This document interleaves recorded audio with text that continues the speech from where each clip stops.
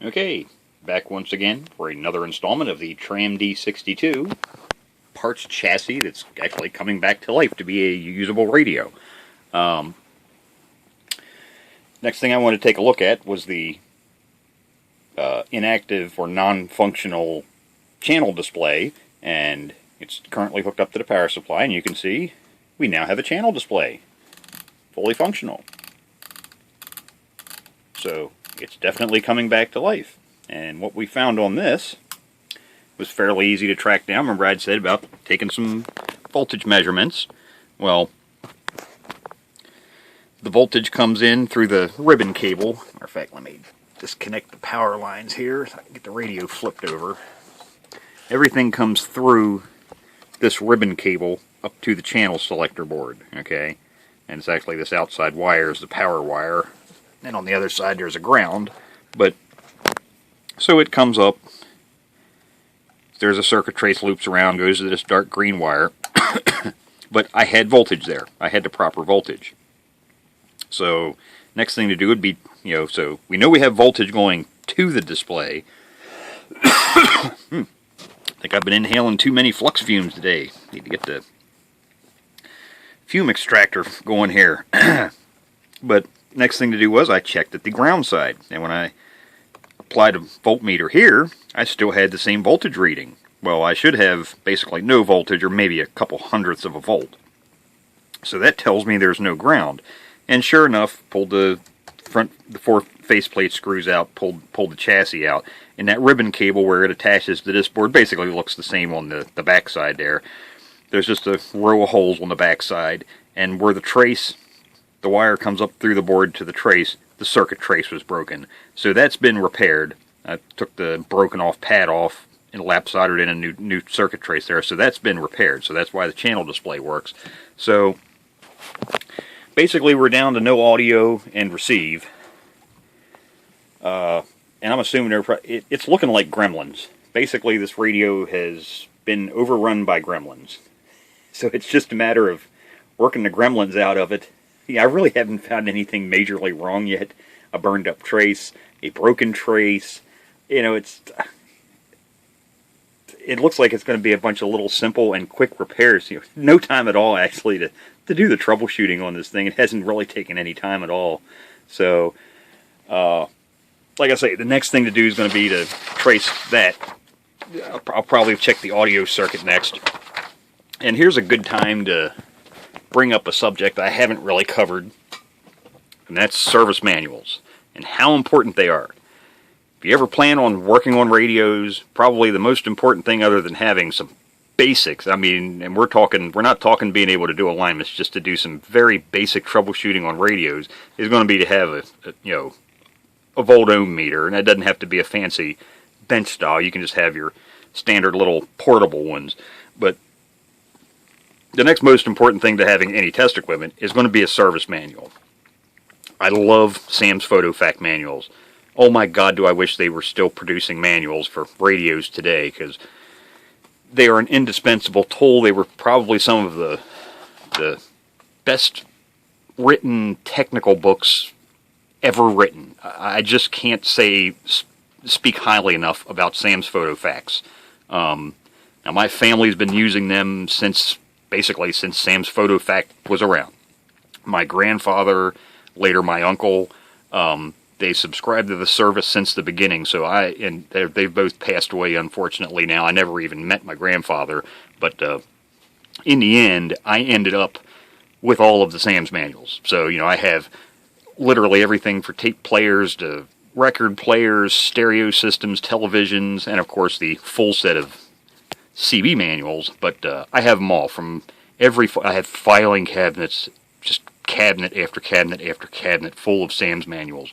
But so I'm very familiar with them and used to working with them, and they're so well written. And if the factory service manual for a radio, let's say a Tram, if the factory manual wasn't written by Sam's, and I have a choice of using the factory manual or the Sam's manual, I will go for the Sam's PhotoFact manual every single time, bar none. It's far superior.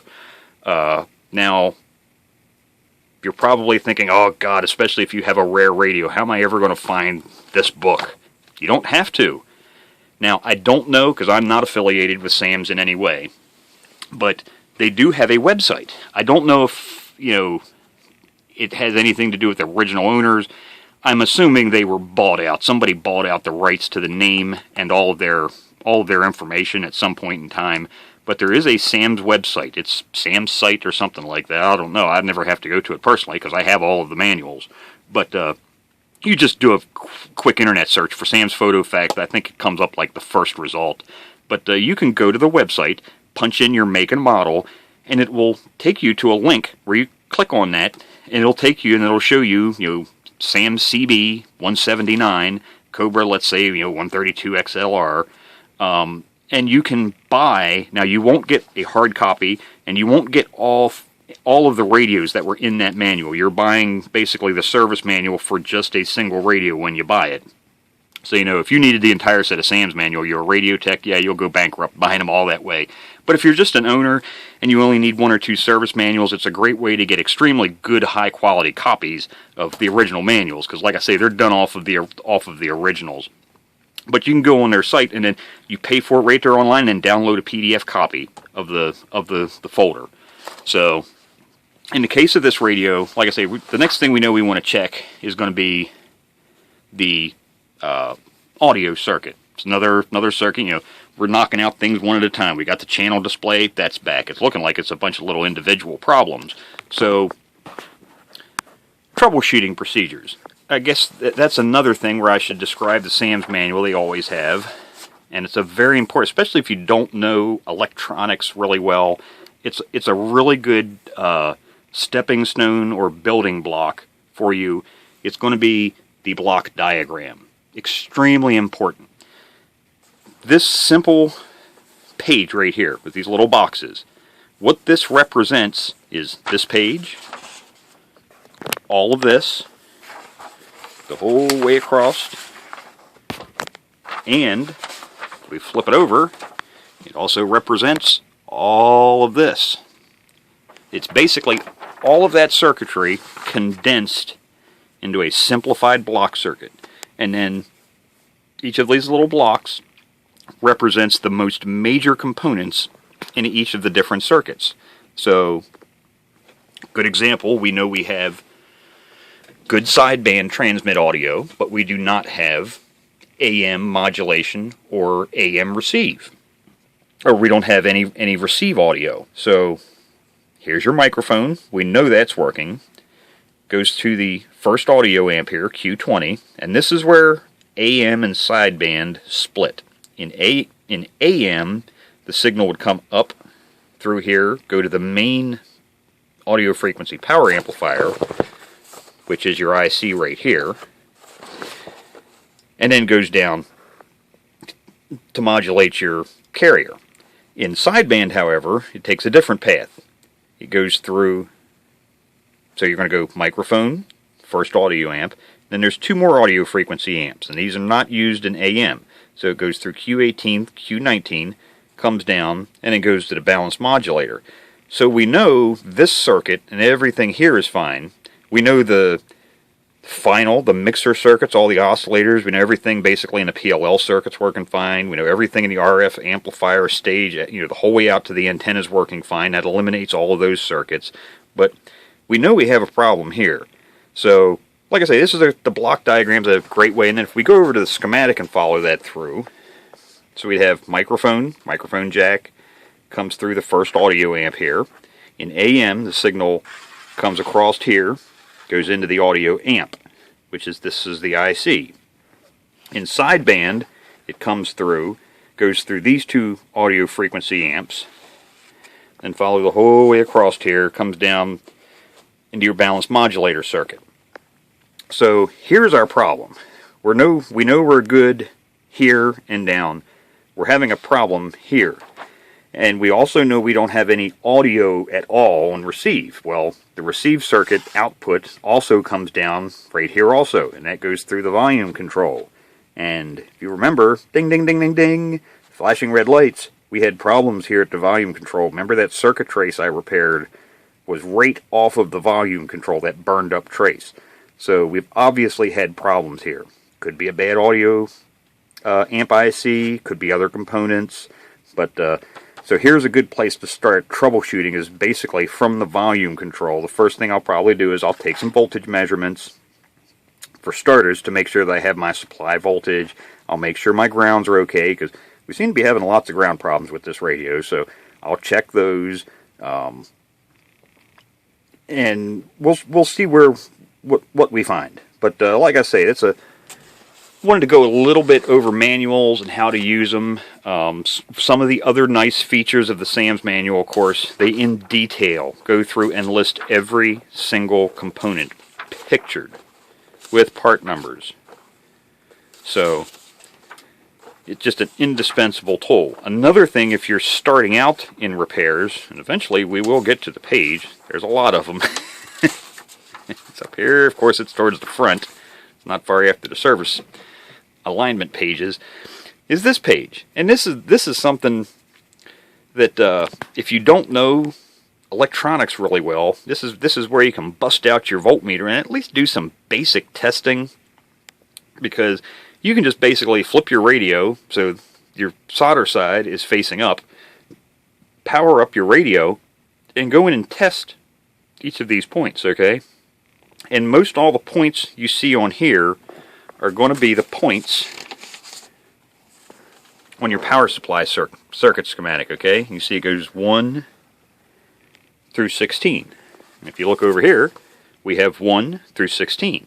So basically, this main board display page they have right here lists the voltages, all of those supply voltages, so you can go through and check all of these voltages. Some of them are receive only, some of them, or it'll, if there's a difference, if you have voltage in receive and nothing in transmit, if it's different, it'll tell you here. Or if it's in sideband only or AM only, like here, this voltage is only in lower sideband, this one's in both sidebands. But this is a real handy page if you don't really know what you're doing, but you want to give it a try. This is a good place to, you can at least check the power supply circuit.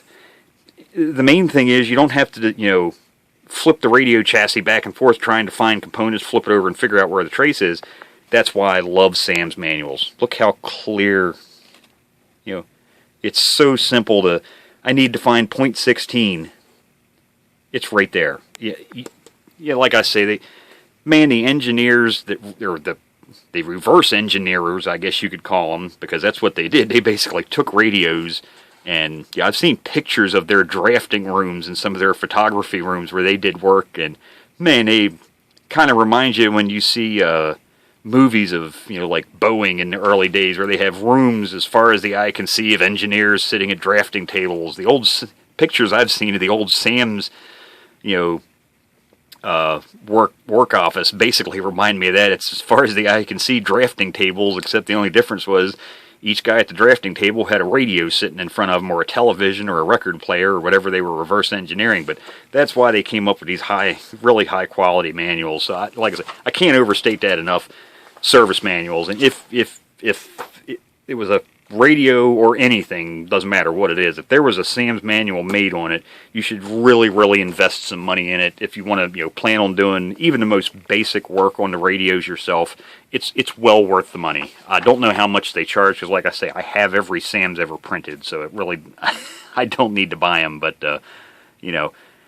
if I didn't do this for a living and didn't have all the manuals, and I wanted to work on one of these radios myself, if it cost me $20 or $30, I'd figure that's chump change. For the information you get, if you consider how many, probably hundreds, if not maybe thousands of hours went into doing, the amount of effort they put in this. And that's another thing. All the pinout charts, the truth charts, all the frequencies, it's just indispensable information in these books. So, well worth the investment. So, I'll do some diagnostics on the audio circuit, and we'll see what we can find with that, and we'll return with the Tram D62 again.